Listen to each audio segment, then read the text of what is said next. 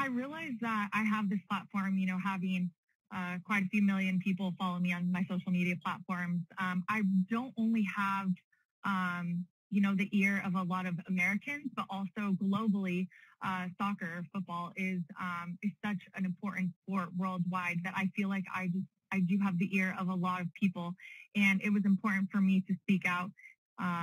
Not only on a lot of issues that I find hit home for me and that I either have been affected by personally firsthand or that I've seen many of my close teammates or friends affected by. One of those, like you said, was was athlete moms not being able to bring their kids, newborns, daughters, sons to the Olympics with them as they competed. I was gone for 35 days without seeing my daughter. She was just a year old at the time. If it would have originally been in 2020, that means that I would have been breastfeeding and not able to, and she would be probably 10 weeks old and I'd be leaving her. So we fought for that on social media. There was a couple public posts by some other athlete moms. And IOC, International Olympic Committee, actually agreed to allow breastfeeding moms to bring their children, but those children couldn't stay in the village, and there was all these caveats to bringing their children. I want to make sure that any mom who has worked hard enough to make it to the Olympics, to become an Olympian for their respective country, should be able to bring their kids if that's what makes them compete at the highest level, if that's what helps them.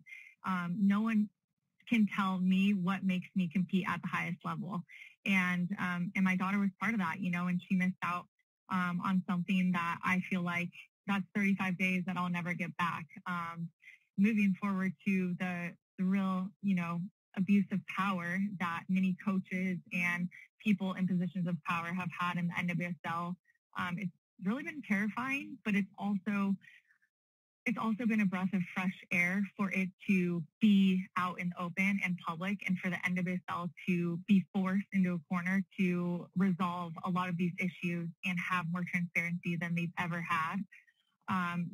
Such credit to Sinead Fairley and Mona Shim for wanting to go public with their stories, because they weren't heard by the people who were in charge, who had the opportunity to make things right within the NWSL. It's not only sexual abuse, it also is emotional and verbal abuse.